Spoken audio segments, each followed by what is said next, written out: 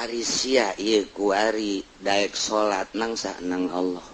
Ketika sia salat eta salat nangsa nang Allah. Lain nang sia lain. Apaan sia? Isku kekuatan Allah da abdi mah la haula wala quwata illa billah.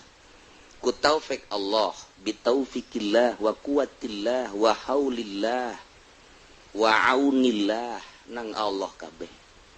Aisyah eta teu maksiat menang saha menang pangrasa Allah bi isbatillah wa hifzihi. Gas atuh sia geus nyaho atuh ai kitu mah Aisyah mana eueuh ja abdi nangieun Allah nu Allah pagawean abdi na ge nu Allah nang Allah ku ari salat abdi na ge lain nang abdi janang kekuatan Allah pitulung Allah henteu maksiatna jadi raksa ku Allah dijagaan ku Allah ja abdi mah teu aya nu aya Allah sok gara salat khusus datang sorangan jadi lain di khusus Allah benang siapa ini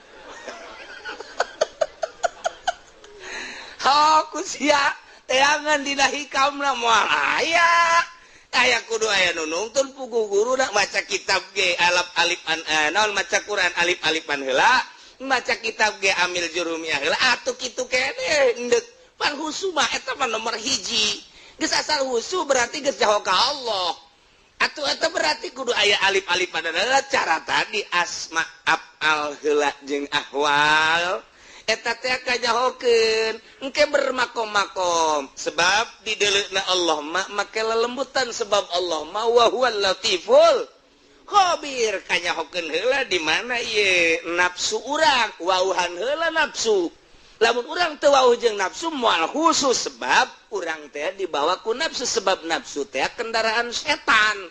Jadi urang wauhan heula nafsu nu mana nu kudu diayakeun nu mana kudu dipiceun ari teu wauh mah teu nyaho ka nafsu deuk mana nu dipiceun.